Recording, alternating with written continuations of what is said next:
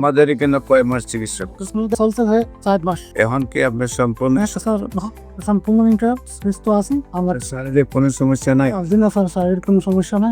সম্মানিত দেশবাসী, করে আল্লাহর সম্মুখে নিয়মিত 4 মাস চিকিৎসা করার পরেই এখন তিনি সম্পূর্ণরূপে সুস্থ আছেন।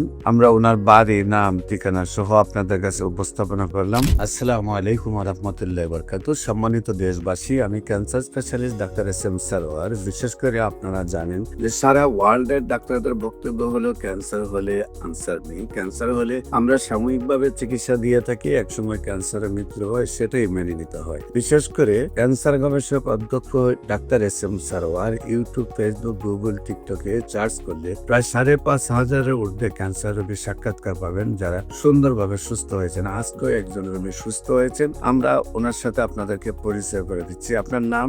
অনেক দর আপনার পিতার নাম? কৃপেশ দর, আপনার মায়ের নাম? হীরা দর, আপনার গ্রাম?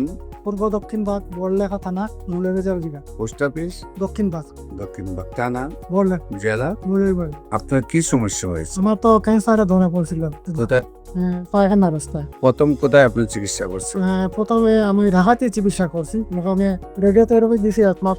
তারপর পরে আমার আমাদের এখানে কয় মাস চিকিৎসা? কুসমাদের ওখানে আমি এই চলছে ভাই 4 মাস। এখন কি আপনার সম্পূর্ণ স্যার সম্পূর্ণ সুস্থ আছি। আমার শারীরিক কোনো সমস্যা নাই? দিন স্যার শারীরিক কোনো সমস্যা না। সম্মানিত দেশবাসী, বিশেষ করে আল্লাহর সম্মুখে নিয়মিত 4 মাস চিকিৎসা করার পরেই এখন তিনি সম্পূর্ণরূপে সুস্থ আছেন। আমরা ওনার বাড়ি, নাম, ঠিকানা সহ আপনাদের কাছে উপস্থাপনা করলাম।